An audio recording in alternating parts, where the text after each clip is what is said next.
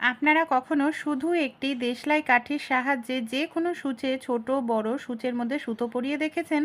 কিংবা ব্রার মধ্যে কখনো আপনারা নেল পালিশের ব্যবহার করেছেন? এতে আপনাদের হাজার হাজার টাকা বেঁচে যায়। এমনই কিছু অসাধারণ ছোট ছোট টিপস আপনাদের সঙ্গে শেয়ার করব। আশা করছি টিপসগুলি যদি অ্যাপ্লাই করেন আপনাদের প্রত্যেক দিনের যে কাজগুলো আছে সেটা অনেকটাই সহজ হয়ে যাবে।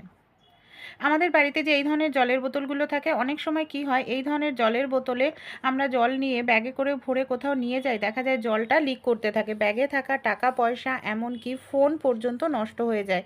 তাই এরকম সমস্যা যদি হয়, জলের বোতলের মুখটা ভালো করে আটকে নিন। এখানে দেখুন আমি একটি বেলুন নিয়ে নিয়েছি আর বেলুনটাকে মুখের দিকের অংশ কেটে নিয়েছি। তারপর বেলুনটাকে এইভাবে যদি আমরা বোতলের মধ্যে ঢুকিয়ে দিতে পারি, মানে মুখটা আটকানোর পর, তাহলে কোনোভাবেই জলটা লিক হবে না, ব্যাগে থাকা জিনিসপত্র আমাদের কিন্তু নষ্টও হবে না। ভালো লাগলে টিপসটি ট্রাই করে দেখবেন। সেলুটেপ আমরা কম বেশি প্রত্যেকেই ব্যবহার করে থাকি। অনেক সময় দেখা যায় সেলুটেপের মাথা খুঁজে পেতে আমাদের খুবই মুশকিলের মধ্যে পড়তে হয়, অনেকটা সময়ও লেগে যায়। তাই ছোট্ট একটি কাজ করবেন, পেন্সিল বা এই ধরনের রং নিয়ে নিন। উম, তারপর কি করব, এইভাবে রংটা নিয়ে আমরা ঘষতে থাকবো। এইভাবে ঘষলেই দেখবেন যেইখানে আপনাদের সেলুটেপের মাথাটা, সেই জায়গাটায় আটকে আটকে ধরবে আর সেই জায়গাটায় রংটা গাঢ় হয়ে যাবে। তাহলেই আপনারা খুব সহজেই সেলুটেপের মাথাটা খুঁজে পাবেন। আরও একটি দেখুন ছোট্ট টিপস আমি আপনাদের সঙ্গে শেয়ার করব, যে টিপসটি ভীষণ উপকারী। সেলোটেপের মাথা খুঁজে পাওয়ার কোনো অসুবিধাই হবে না। সেলোটেপ ব্যবহার করার পর মাথাটা এইভাবে কিছুটা অংশ মুড়িয়ে রাখুন। তাহলে খুব সহজেই আপনারা মাথাটা খুঁজে পাবেন যে সেলোটেপের মাথা কোথায় রয়েছে। আমাদের বাড়িতে যখন আমরা কোনো জুতো বা ব্যাগ নিয়ে আসি, এই ধরনের সিলিকনের প্যাকেটগুলো আমরা পাই। তাই এই ধরনের সিলিকনের প্যাকেটগুলো অনেক সময় কোনো কাজেই ব্যবহার করি না, এটাকে বেকার ভেবে ফেলে দিই। তাই এই ধরনের সিলিকনের প্যাকেটগুলো কখনোই না বেকার ভেবে ফেলবেন না, এগুলো কিন্তু ভীষণ উপকারী। কী কাজে ব্যবহার করব, আমরা যে এই ধরনের জুয়েলারিগুলো ব্যবহার করি, অনেক সময় কি হয়, এগুলোর কালারগুলো না নষ্ট হয়ে যায়, আর বেশি দিন ব্যবহার করা যায় না। তাই ছোট্ট একটি কাজ করবেন, জুয়েলারির বক্সে এই যে সিলিকনের প্যাকেটগুলো, এগুলোকে আপনারা জুয়েলারির বক্সে রেখে দিন। এতে দেখবেন জুয়েলারির যে কালারটা সেটাও ঠিক থাকবে, অনেক দিন আপনারা এই জুয়েলারিগুলো ব্যবহার করতে পারবেন। অবশ্যই ছোট্ট টিপসটি ট্রাই করে দেখুন, উপকার পাবেন। আমাদের বাড়িতে যেই ধরনের রিমোট থাকে, টিভির রিমোট হোক বা এসির পাখার, অনেক সময় কি হয়, রিমোটে নানা রকম দাগ ছোপ লেগে যায়, সহজে ওঠে না। আর এটা ইলেকট্রনিক্সের জিনিস, তাই জল দিয়ে তো আর পরিষ্কার করা যায় না। আমাদের বাড়িতে প্রত্যেকেরই যে জিনিসটা থাকে সেটা হলো দেখবেন পারফিউম। আপনারা পারফিউম বডি স্প্রে নিয়ে নিন, কিংবা আপনারা নেল রিমুভারও নিতে পারেন, কারণ এগুলোতে স্প্রিট দেওয়া থাকে। স্প্রিটের কারণে দেখবেন খুব সহজে এই যে রিমোটের দাগ ছোপ পড়ে যায়, সহজে উঠে যাবে। দেখুন আমি এইভাবে এক দুবার স্প্রে করার পর একটি কাপড় দিয়ে মুছে নিচ্ছি, কত সুন্দর পরিষ্কার হয়ে যাচ্ছে। কারণ এরকম নোংরা হয়ে গেলে দেখতে ভীষণ বাজে লাগে, কিন্তু এইভাবে আপনারা পরিষ্কার করতে পারবেন। তারপর একটি প্যাকেটের মধ্যে যদি ঢুকিয়ে রাখেন, তাহলে দেখবেন আপনাদের রিমোট আর সহজে নষ্ট হবে না, আপনারা অনেক বছর ব্যবহার করতে পারবেন, আর দেখতেও ভালো লাগবে, পুরো নতুনের মতো সবসময় চকচকে থাকবে। আমরা যখন কোথাও ঘুরতে যাই, অবশ্যই আমরা এই ধরনের ব্যাগের মধ্যে আমাদের ফোন, টাকা পয়সা, আমাদের ক্রিম সব জিনিস নিয়ে যাই। সমস্যাটাকে একটা বের করতে গিয়ে দেখা যায় ফোনের চার্জারের যে তারটা থাকে, তারের সঙ্গে অন্যান্য জিনিসও বাইরে বেরিয়ে আসে, এমনকি খুবই মুশকিলে পড়তে হয় তখন।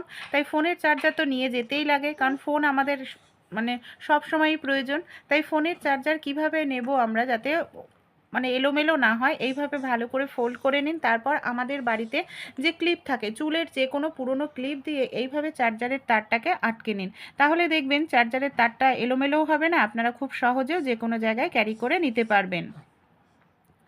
চাল আমরা তো কম বেশি প্রত্যেকেই খেয়ে থাকি। অনেক সময় কি হয়, আমরা হয়তো অনেকটা পরিমাণ চাল নিয়ে আসি, বস্তা ধরে চালের মধ্যে পোকা ধরে যায়, বা আমরা অনেক দিন হয়তো বাড়িতে থাকি না, কোথাও যাই, চালটা ঘরে পড়েই থাকে, সেক্ষেত্রেও কিন্তু চালটা পোকা ধরে যায়। ছোট্ট একটি টিপস অ্যাপ্লাই করলে 1 বছর হলেও কিন্তু চালের মধ্যে পোকা ধরবে না, চাল থাকবে ভালো ফ্রেশ।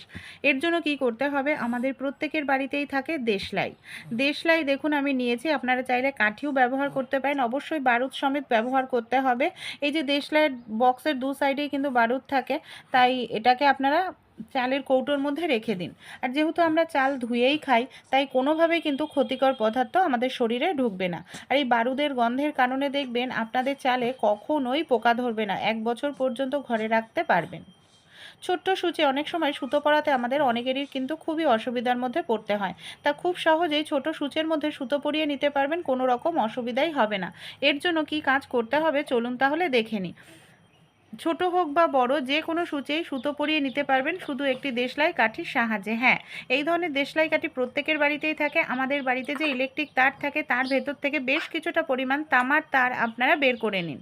আর তামার তারটাকে এই মতো ইউ মতো করে ভাঁজ করে নিতে হবে। তারপর যে দেশলাই কাঠিটা নিয়েছি তার উপর তামার তারটাকে রেখে আপনারা তামার তার দিয়েও ভালো করে পেঁচিয়ে নিতে পারেন, বা সেলুটেপ নিয়ে নিন। সেলুটেপের সাহায্যেও খুব ভালো করে তামার তার আর দেশলাই কাঠিটাকে এইভাবে আটকে নিতে হবে। দেখুন এইভাবে খুব সুন্দর করে আমি পেঁচিয়ে পেঁচিয়ে আটকে নিচ্ছি, যাতে তামার তারটা দেশলাই কাঠি থেকে কোনোভাবেই খুলে না যায়। এবার আমরা কি করব, এটার সাহায্যে কিভাবে সূচে সুতো পরাবো। দেখুন, বড় যদি সূচ হয় অনায়াসে ঢুকবে। ছোট সূচ যদি হয়, এই যে তামার তারের যে মুখটা আছে একেবারে সরু করে নিন। তামার তারের মুখটাকে যদি আপনারা এইভাবে সরু করে নিন, যে কোনো সূচ দেখবেন খুব সহজেই কিন্তু ছোট সূচ ঢুকে যাবে। আর সূচে মানে সূচটা তামার তারের মধ্যে ঢুকিয়ে নেওয়ার পর যে কাজটি করতে হবে, যে সুতোটা আপনারা পরাতে চান সেই সুতোটাকেও তামার তারের মধ্যে ঢুকিয়ে নেবেন, সূচটাকে বের করে নেবেন, হয়ে যাবে। সুতোর কৌটোয় রেখে দিন, যখন প্রয়োজন তখন ইউজ করবেন। আমাদের বাড়িতে যে এই ধরনের যে বাসন থাকে না, স্টিলের বাসন, দেখা যায় স্টিলের বাসন যে ডিজাইন করা থাকে, ডিজাইনের মধ্যে মধ্যে এরকম কালো একটা দাগ স্পট পড়ে যায়, সেখানে নোংরা জমে যায়। আর এই নোংরাটা না সহজে উঠতে চায় না স্কচব্রাইট দিয়ে মাজা ঘষা করলেও।